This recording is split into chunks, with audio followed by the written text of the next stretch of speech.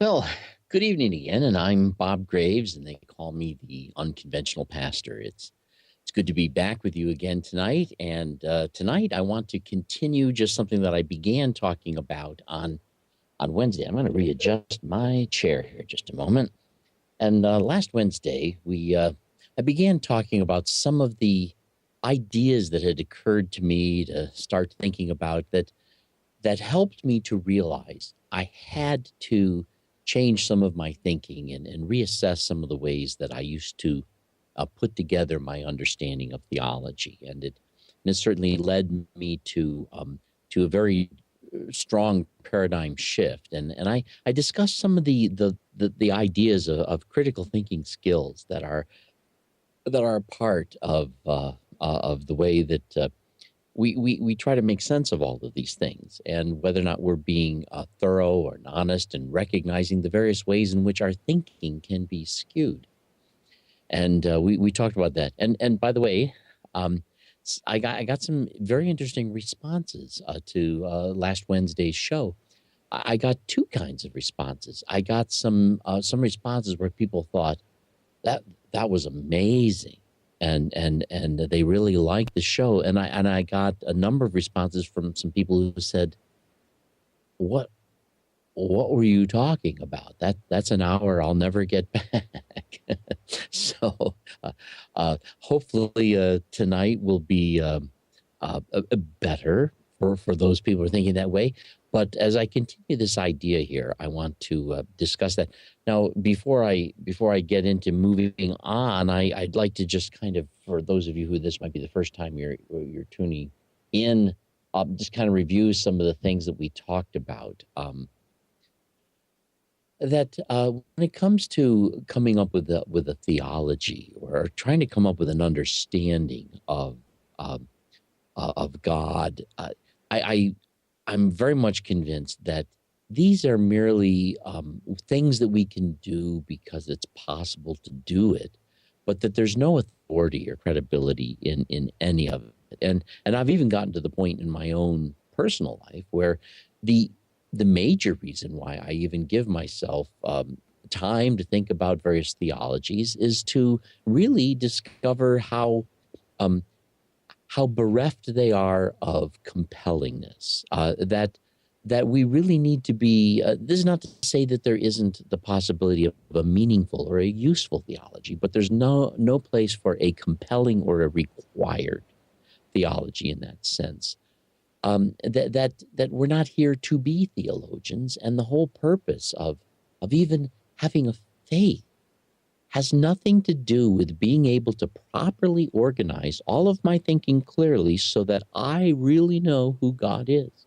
You know, um, that's just not the purpose. That it is good enough. It is sufficient.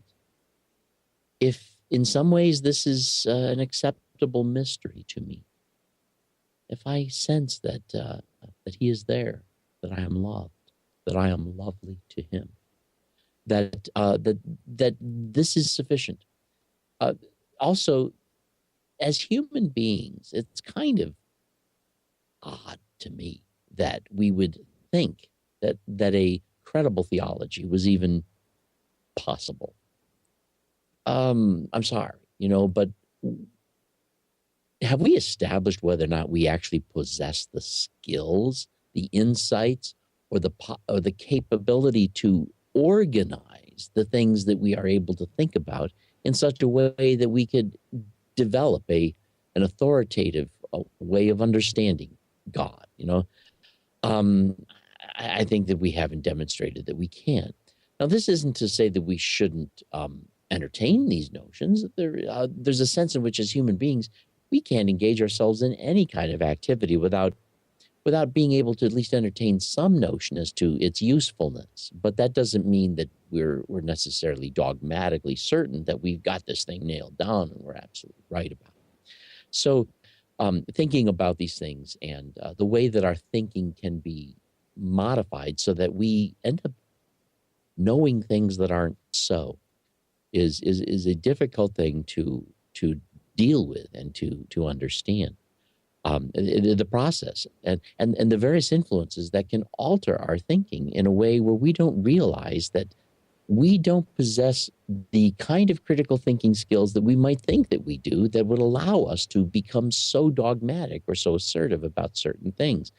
It's good enough that we can be actually in a process of development, of discovery, of exploration, of finding things that we are kind of even just vaguely confident of, and without having to be, actually, I perceive it as an insecurity of faith.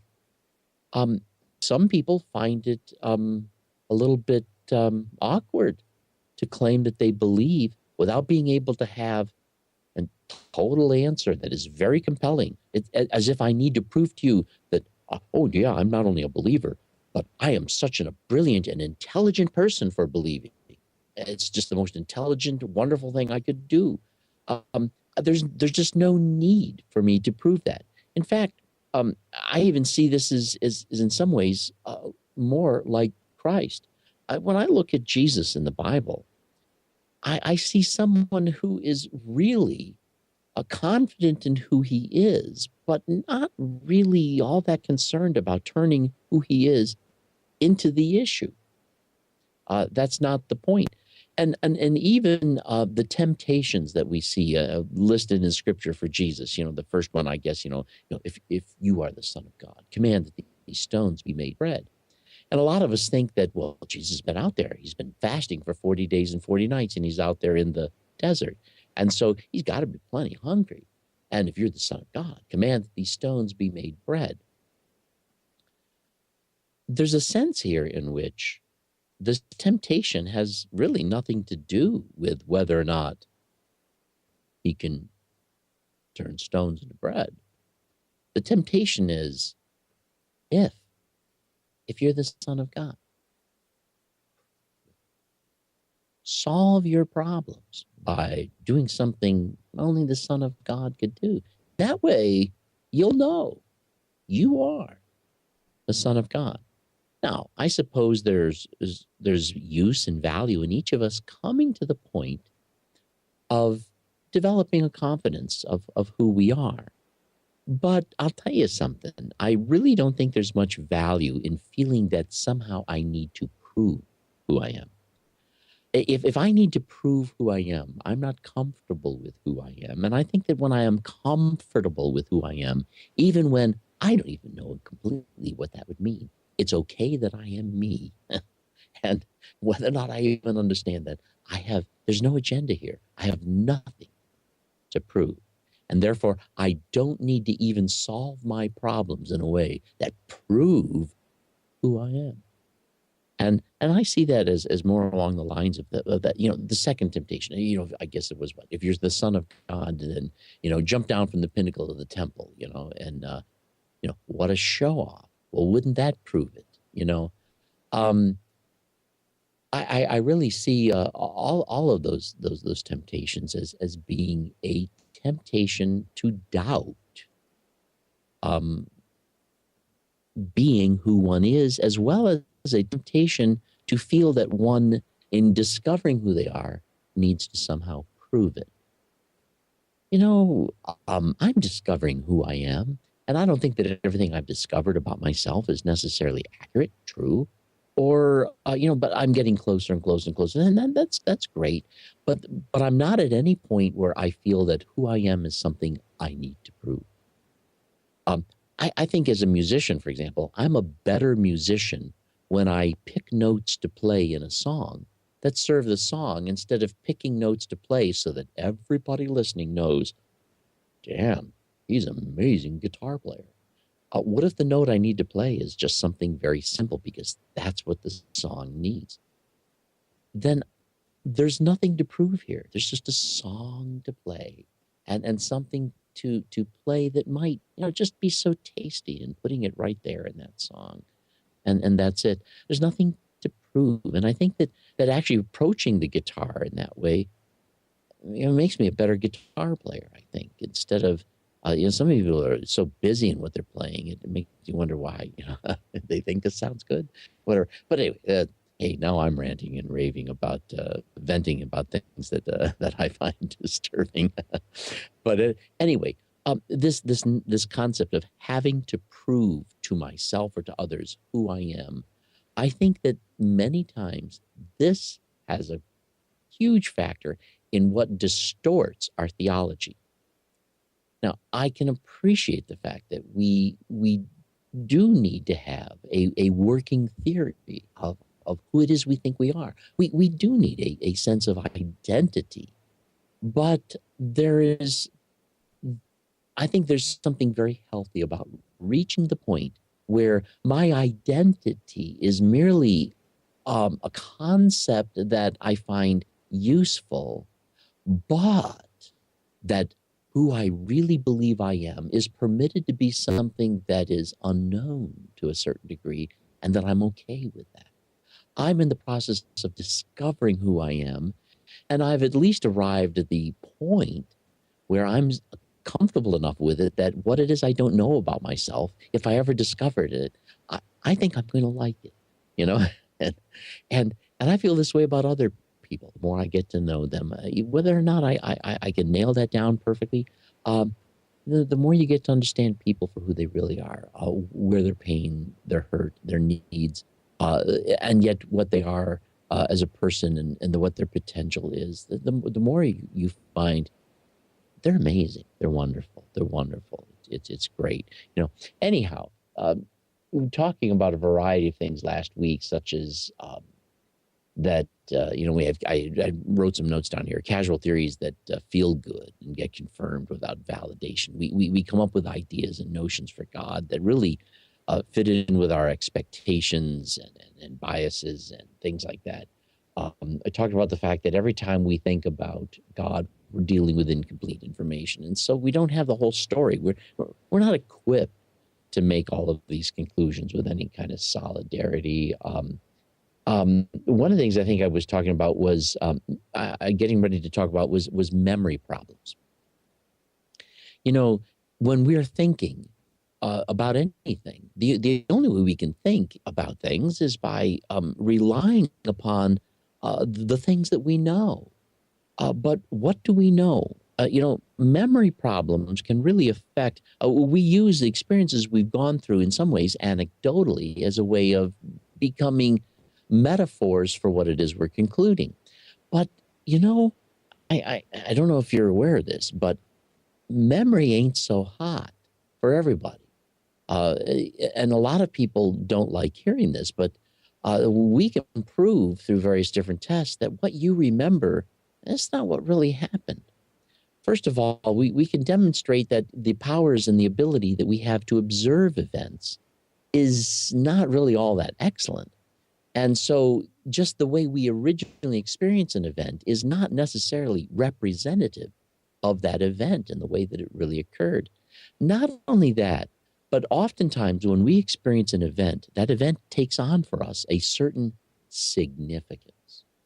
And when it takes on that significance, we assign that significance to that event. We don't consciously do it. It's just part of the way our brain latches on to memories.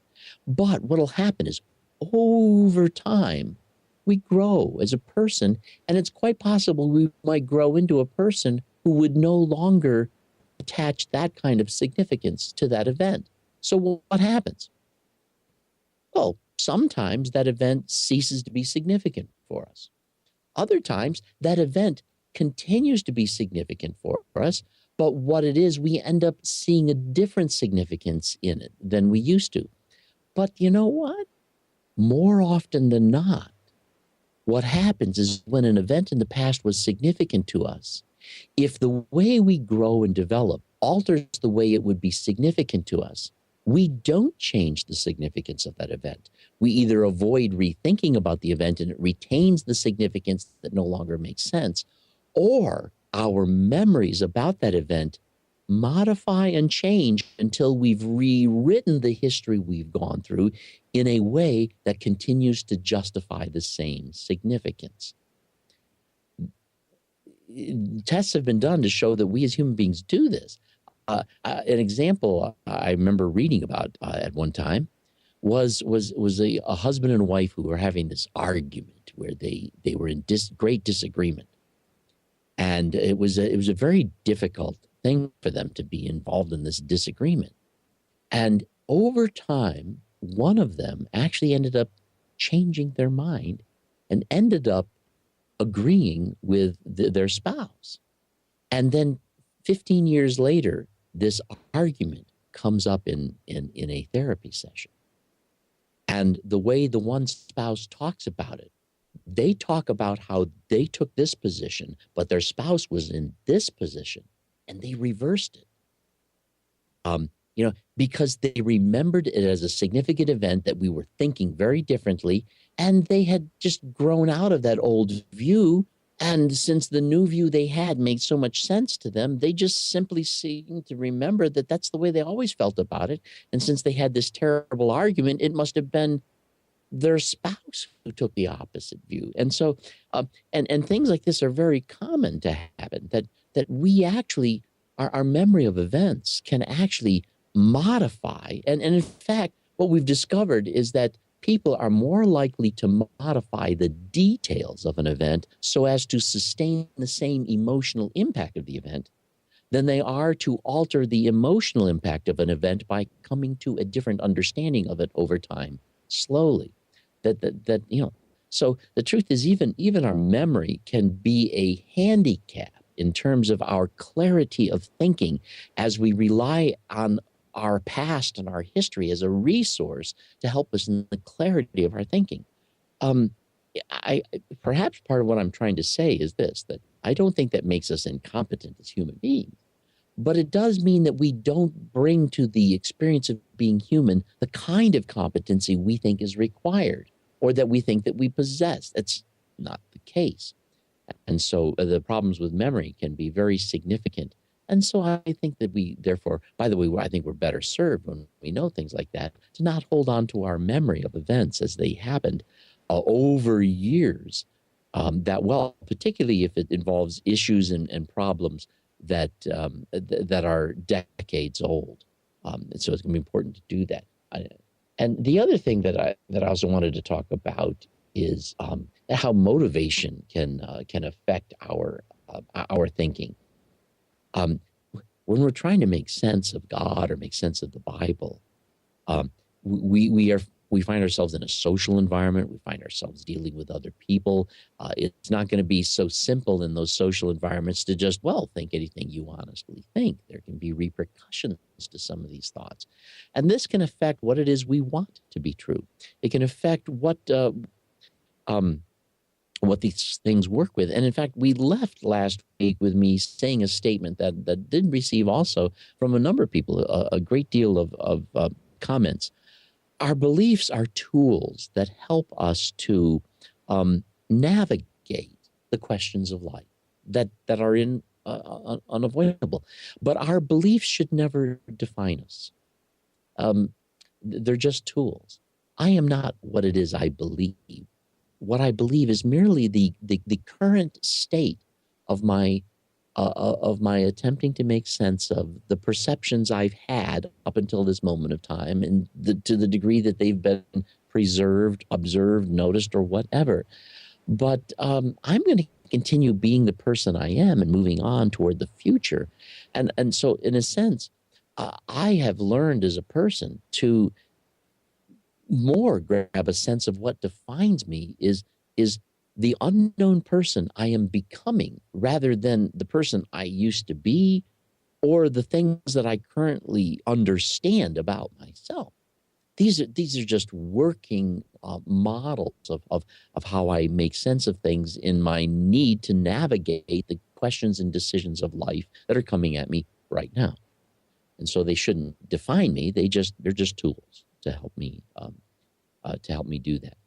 Authority is also something that can very much affect what we think and what we believe. And we need to be conscious of the fact that all of us as human beings can be biased by authority figures, both in terms of authority figures we admire and authority figures who are in a position to make us suffer if we're not submissive to the kind of authority that they either have or think they have, or that we think they have.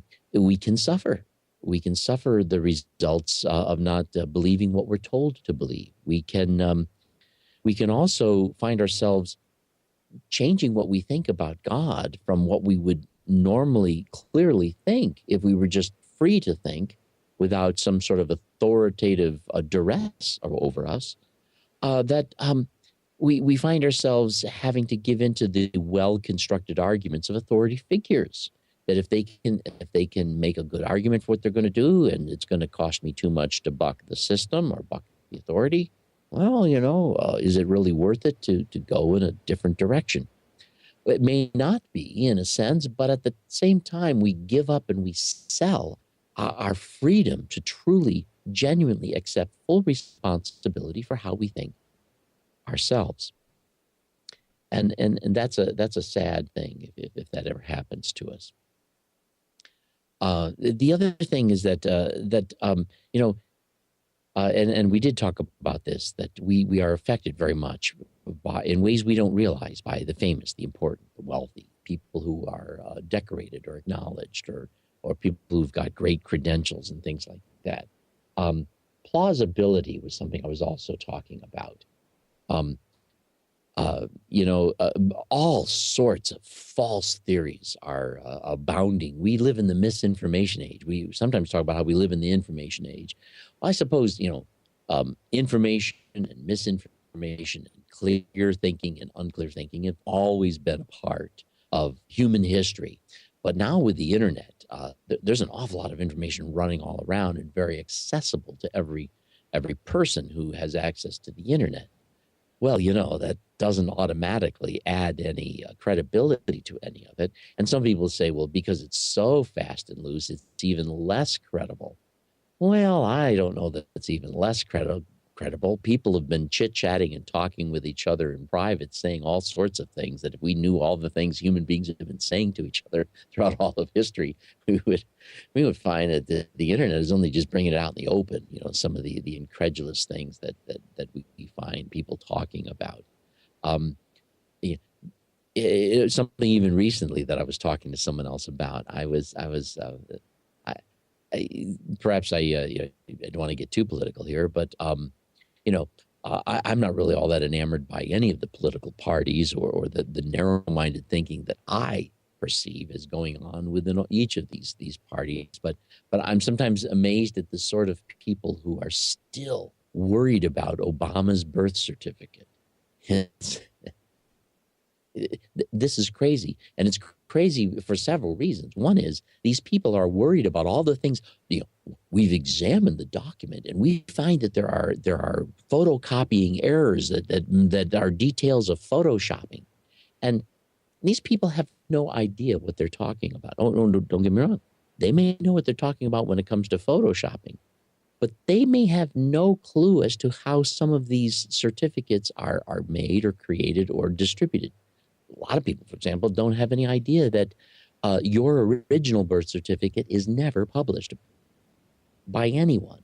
Anytime a birth certificate has to be published, some sort of a copy or a form or a facsimile is rendered or created, and then the seal of the county that it comes from is then placed upon it. And what makes the birth certificate valid is not the fact that we can prove that this was the thing that was actually originally printed and originally filled out. It has nothing to do with it. The way birth certificates are certified is a human being who has the responsibility and the authority takes a look at the rendered copy and takes a look at the original and determines if the information is the same on them. And if it is, they affix the seal. So if it's the seal and the person who affixed that seal says, yes, it's my seal, that's the only testimony that we give and have in the United States of America. So it's kind of like these people don't understand the process. And yet they're coming into all, and they're so easily seduced by the things on the internet into saying, oh my goodness, you can see this, it's been photocopied, it was this, and it's obviously not a very good copy, and so it must have been doctored. And well, who knows how the document was actually put together, pasted or clipped or whatever, it doesn't matter. The fact that there's a seal on it, there's 2 states, I think, that also required that there was proof of this before they'd put Obama's name on the certificate. And of course, it's an historical fact that the the proper authorities in Hawaii did attest to the fact that the information on the published birth certificate is identical to the significant information on the original entries as filed. So it's just crazy. I find that people doing that. And the truth is, if you don't like the guy, I don't blame you if you don't like him, but at least not like him for things that matter, not things that are based on some sort of crazy spoof or story or scare or whatever. But it strikes me odd. Sometimes you have to consider the source. I'll sometimes watch MSNBC and sometimes I'll watch Fox, and it can be rather interesting to see the way they both take a very different view of things and can't understand each other in the least. Whether you're listening to Israel or Palestine and talking about their problems, or the USA versus other cultures, we're Americans here, and it makes sense to us, to see it from our standpoint. Anyway, these are things that our thinking is not as clear as we'd like to think it is, and this affects the way we draw conclusions about the theology that we have, the way we understand the Bible, the way we understand language, the way we understand the history of the church. These things are things that I think that we have to realize we don't possess the kinds of skills that give us some sort of dogmatic right to just settle ourselves into various, what Dr. Jones would call fixed beliefs. We can have working theories that maintain a certain amount of coherence for us for the moment, and that's good enough. And if you can rely on that, then you'll also be very comfortable should better information come along and you find you need to change the way you're thinking. Well, you can do that because you're not invested in having finally arrived. You're merely invested in the fact that it's good enough that I am as honest as I can be at the moment. And if I come across other information that requires me to think differently, I'm free and willing to do so. It's very important. I think another thing that affects the clarity of our thinking skills when it comes to spirituality, religion, theology, and all that is the amazing discomfort many people have with conundrum. A conundrum is where you find yourself in a need to make a decision, and yet the evidence and information that you have does not compel you in one direction or the other. And it appears that, there might be this price to pay by thinking this, but there could be that price to pay by doing this. There could be evidence that compels you this way, but there's evidence that compels you that way. And you find yourself in the need to make a decision, and you don't have everything set up to make that decision with absolute authoritative credibility to make sure you didn't make a mistake in that decision. A lot of people are very uncomfortable with that, but I got bad news for you. Most of the decisions we make are made with such incomplete information that the best time to make a decision is the time to make the decision. It's best to do the kind of research we can, figure out what we need to do, but realize that many people feel that I will make the decision when I finally come to the point where I really know what the correct decision is. If we really understood our human ability to think things through so clearly that that's what we could do, we would never make the decision. We're always growing. We need to always grow. But that doesn't mean we can delay all of life's decisions until the last day we're alive. You can't do that. The time to make a decision is the time when the decision needs to be made. And you're going to have to make your decisions, and your conclusions in life are going to have to be made and drawn from the best you can do at the moment. That's all you have, and that's got to be good enough. You need to be comfortable with conundrum. And the biggest reason why you need to be comfortable with conundrum is that if you are comfortable with conundrum, you will be less invested in some of the decisions that you've made that turn out to be wrong. Some of the conclusions you've drawn that turn out to not possess the kind of quality and clarity you thought they had. If you're comfortable with conundrum, then you're also comfortable not knowing what to conclude, and you'll be far more comfortable with the things you did feel comfortable concluding, realizing, well, I should have made a different conclusion, and you'll be more comfortable with it. I suggest we embrace conundrum.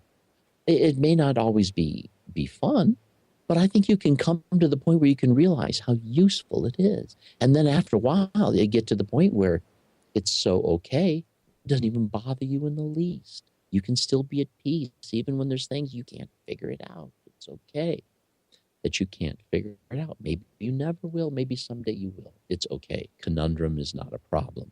We need to be able to embrace it. Another thing that I find that destroys our thinking and that can enter into the way that we even try to think about God is what I would call, the imagined agreement. Sometimes you can have a conversation with somebody and you're telling them, well, blah, blah, blah, and you're explaining to them things that you think, and they're talking to you and they go, yeah, I see. And you're imagining that they're agreeing with you. And maybe what they're doing is they're either saying, I understand, or they're not willing to argue with you, or some other thing. But the truth is, many times people will be engaged in a conversation with us where we are feeling a need to be agreed with. And people are not necessarily agreeing with us, but they will behave in a way we interpret as they're agreeing with me. Well, now that I'm interpreting these people as agreeing with me who haven't necessarily agreed with me, I'm leaving those situations with a false sense of consensus. And a false sense of consensus gives me even all the more courage to take on a conclusion I've been toying with in my mind. And the added leverage of that consensus doesn't even exist except in the imagination of my mind. Most of us live from time to time in a wide variety of ways in which our interaction with other people leaves us with a great deal of imagined agreement. Some people are very positive. They'll overstate their support. They'll say, "Oh, I'm a musician," and some and one of the things I don't take seriously is this. When somebody comes up to you at the end of a performance and they go, "Your band, you guys are just fantastic. You guys are awesome."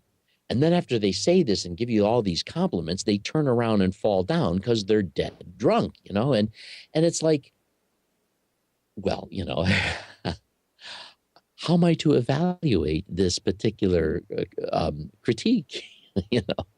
Am I going to let this out of my head and think, well, we must have been awesome? How would he know how awesome it was?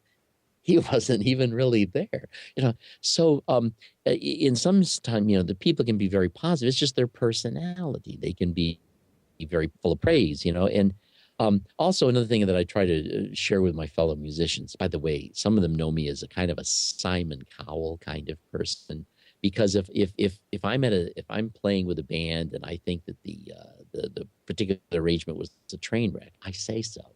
And I thought it was pretty good. I thought it was awful. I'll sometimes say that. I said, look, it's okay that it's awful. We'll learn from this, but we can't learn from it if we're going to think it wasn't awful. But anyhow, the truth is, and sometimes I tell this to my fellow musicians, and in a sense, this can also apply to our theology.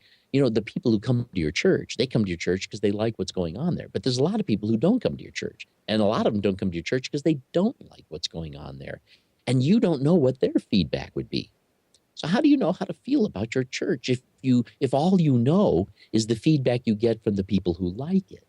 If all the feedback you get as a band is just from the people who came out to hear you, how about all those people who like the music you play, but they don't come out to hear you for some reason you don't know about them because they don't come out. You don't hear about it and you don't know why. These are things very important to understand when you're trying to think in terms of what you can do to improve yourself as a musician, improve your performance, improve the band, improve the ensemble, things like this. Anyhow, we live in a world where we can experience both overstated support by people who are trying to be very positive with us, which is a nice thing for them to be. But many times I think we need to conclude, aren't these people being very nice to us instead of thinking, they think I'm wonderful. Well, I must have just been totally wonderful, we can sometimes use that as a way of distorting the way that we believe. Now, this is particularly true with church, because many churches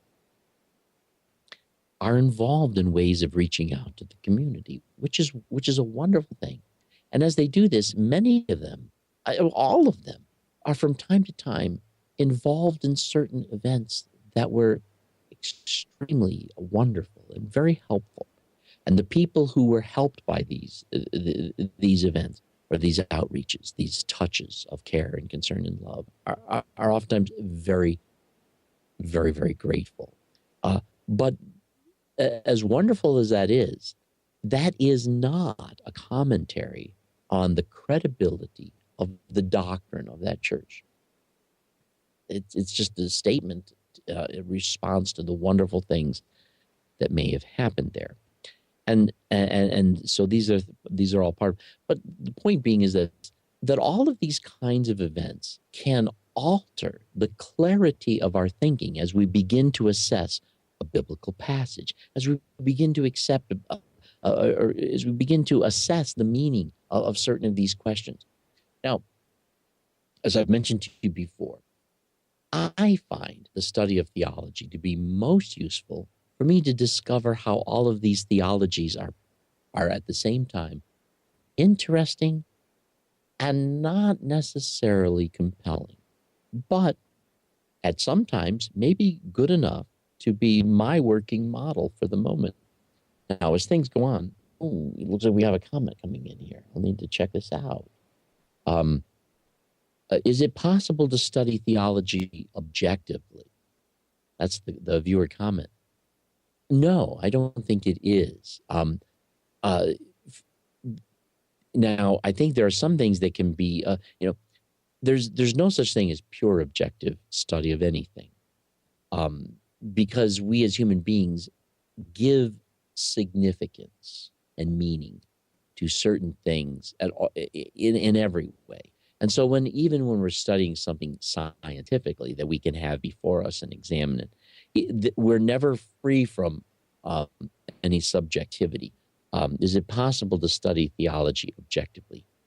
Well, in the purest sense, you can't get God to lie down on the couch and give him a differential analysis of psychoanalysis. You can't do that.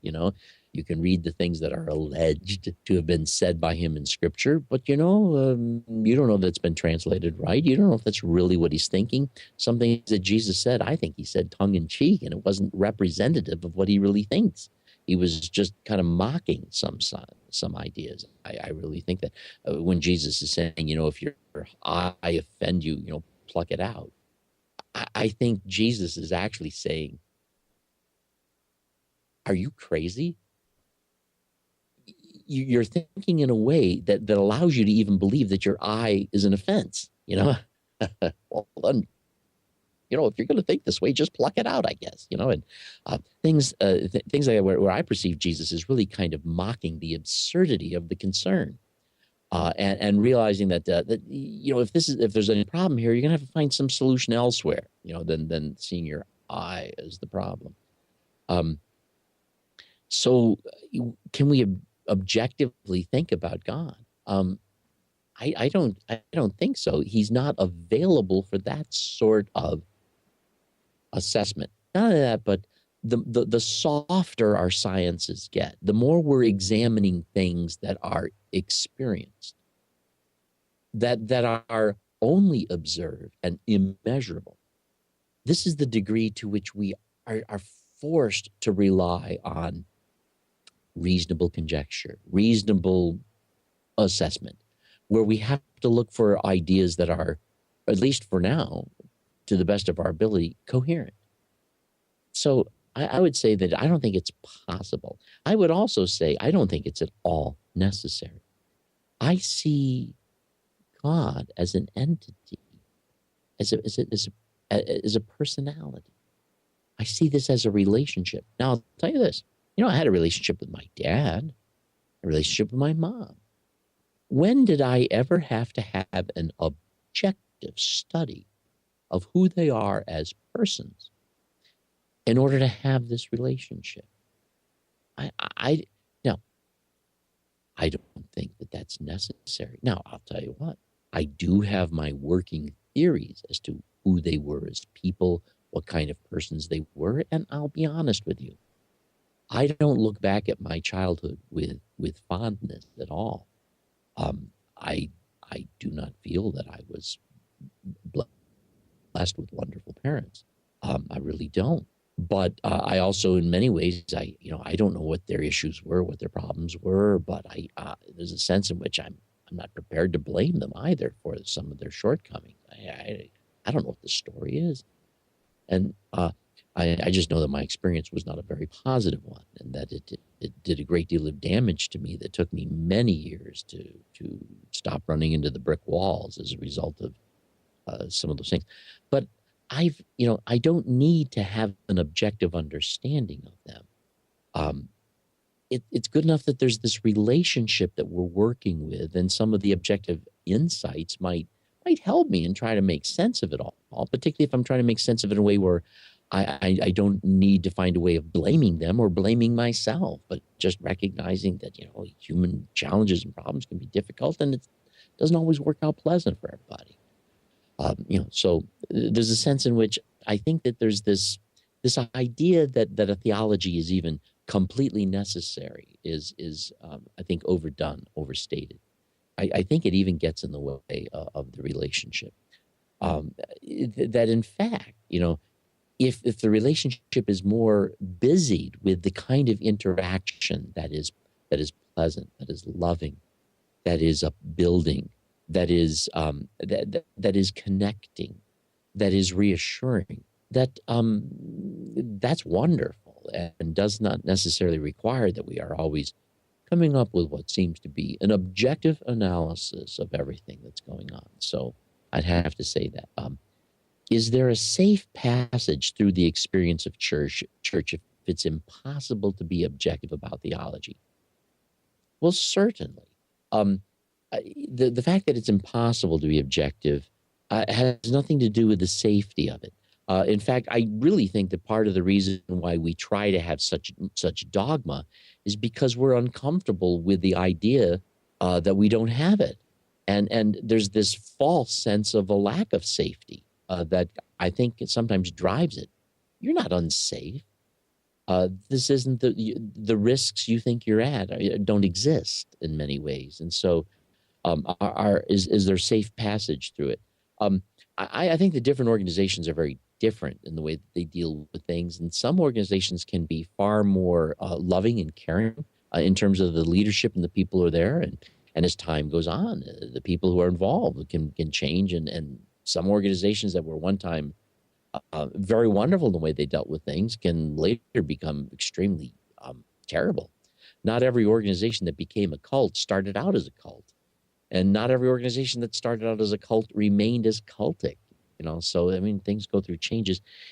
So, if there's a safe passage through the experience of church, you know, um, now, Chris, when you say through the experience of church, it makes me wonder if you mean by the time you get out the other side. I suppose that if you come out the other side, that in some sense, that was a safe landing. But um, I am neither a person who feels that we need to abolish organizations, nor am I one who feels that these organizations represent something divine. I have mixed feelings about this. Maybe this is one of those conundrums that I think it's important that human beings organize their efforts together. I mean, I'm part of what's going on with the New Covenant group. And we have meetings on Monday mornings, and we talk about things from time to time and discuss it because we're trying to put on these various different shows that are part of the network. This takes organization. But I'll tell you, there's one of the last things I think I'd ever hear at any of our meetings. Well, I might hear it, but we certainly wouldn't all hold it in common. I don't think we have a sense that this is a divine institution, that we're somehow living out the calling of God. No, we're doing this because we think it's important to get it done. And in order to get it done, we're trying to do it well. And in order to do it well, we try to talk about it and we organize it. I think getting organized is wonderful. But the moment we turn the organization itself into some sort of necessity or into some sort of thing that in and of itself is important and requires loyalty and all that, I think we're starting to get into dangerous territory. And of course, there are many churches that do that, say that, and try to get you there. And I don't think that is at all helpful to their cause. I have more viewer comments, or they're just coming in. Just because one doesn't die of church doesn't mean one wasn't damaged by it. Oh, I, I, I, I completely agree with that. I'm not sure I know anyone who has escaped the experience of church undamaged. Do you? Um, yeah, me. Um, I think that I embraced church in some ways because it possessed similar familiarity as to my upbringing. I think that was part of my own story.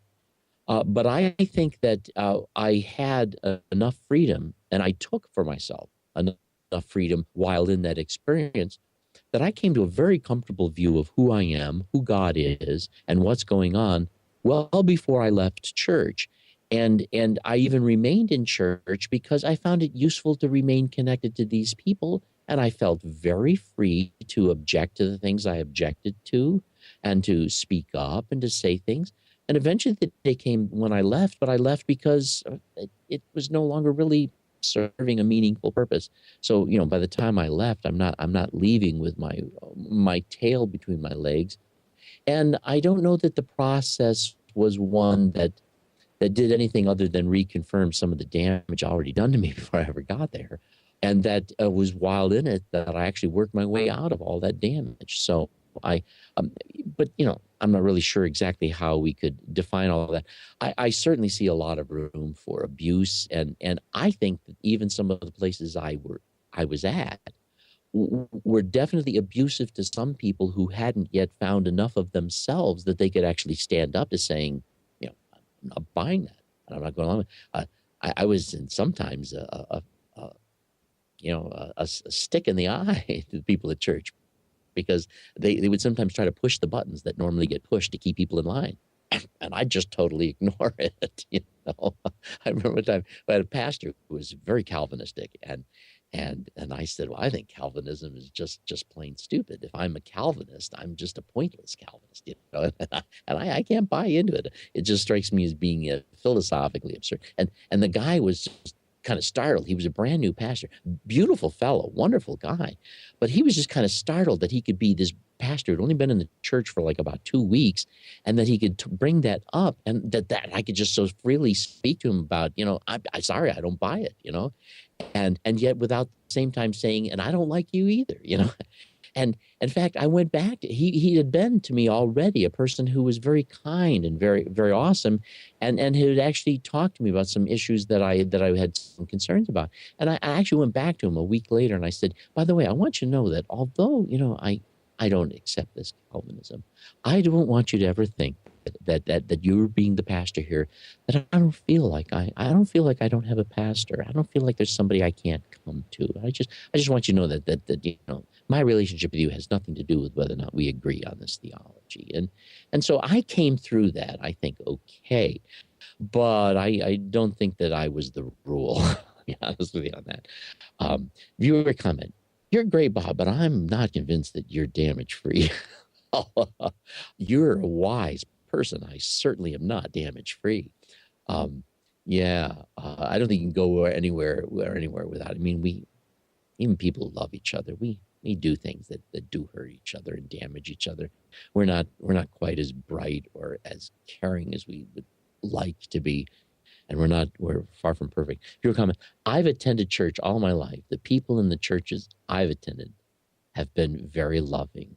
I've been hurt many times, but never by church. I think that's true for many people. By the way, there's also a lot of people who attend church, and although they accept some of the ideas and the teachings there, they never stop to think about it, and they don't deal with it, and they're not the least bit interested in any of the conflicts or the things. They just go there to be a part of the family, and they're part of the family, and this is wonderful. And for many of these people, they go through this entire experience, and never once does this ever become an issue where they're bumping heads with any of these issues. And there's some churches where this happens frequently, and there's some churches where that can't happen at all. It's very different. In some ways, it's even regional. like the area that I come from, I'm up in Binghamton, New York. And although today there's a lot of churches that preach about tithing, I've been involved, particularly years ago, with some of the more fundamentalist churches in here. And I never heard any church teach that tithing was somehow a New Testament principle. And I was even taught in Bible college that it wasn't, and whatever. Anyway, that's it. We're kind of out of time. I'm going to be starting an entirely different topic come Wednesday. But anyhow, I just wanted to chit chat with you about some of the things that I think that are factors we need to realize that affect our clarity in being able to think critically. We can improve our critical thinking, but it'll never be perfect, nor does it need to be. It's good enough that we're just in a process and moving through, doing the best we can, and that's good enough. Anyway, this is Bob Greaves, the Unconventional Pastor, and I'll see you on Wednesday.